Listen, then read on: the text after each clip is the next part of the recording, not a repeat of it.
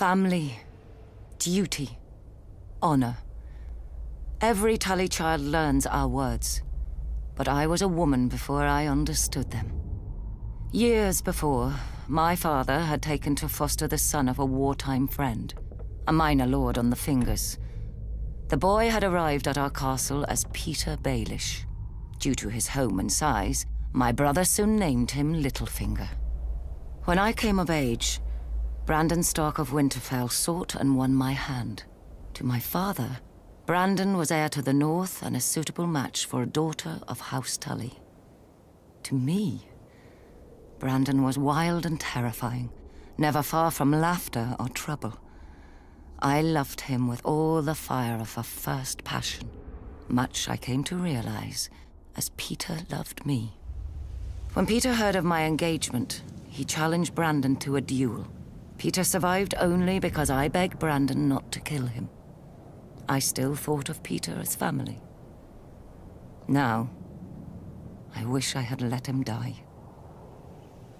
Only days before my wedding, when I thought to be happy forever, Prince Rhaegar Targaryen abducted Brandon's sister, Lyanna. Hot-blooded as always, Brandon immediately rode for King's Landing to demand justice, which the Mad King Aerys Targaryen gave him, in his own twisted fashion.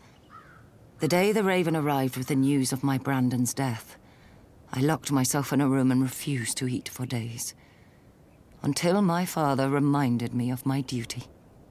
I was to marry Eddard, Brandon's younger brother, a man whom I had never met, though of whom none spoke ill, or spoke anything at all. Our union would cement an alliance of the North, Vale, Stormlands, and Riverlands in rebellion against the Mad King. I was a Tully. I did my duty. We were married quickly, and were spared only one night before he had to return to the field. I spent the war by the windows waiting for a raven to hear if my son would grow up fatherless or at all. We knew the price of defeat. I scoured the kitchens and washing rooms for any and all gossip. Robert had won and crushed the Mad King. Robert had lost, but Jaime Lannister was now king. Robert had almost won, but the Mad King had become a dragon and burned King's Landing to ash. At night, I told myself the war would end soon and bring peace. Either a victory or the grave. I was wrong.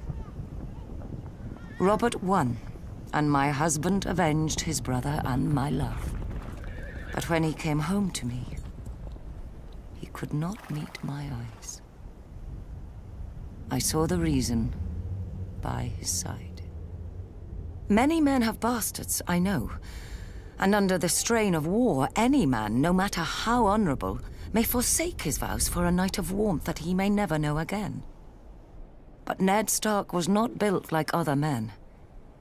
His northern honor would not let him sequester his shame in some distant holdfast. He brought this boy, this Jon Snow, home to raise with his true-born children. My children. Yet even these bitter memories are sweet now. They are all I have left of my Ned.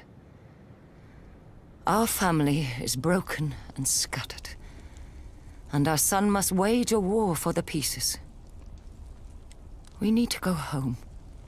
The Starks are of the north, and, like the snows of winter when they come south, they melt away.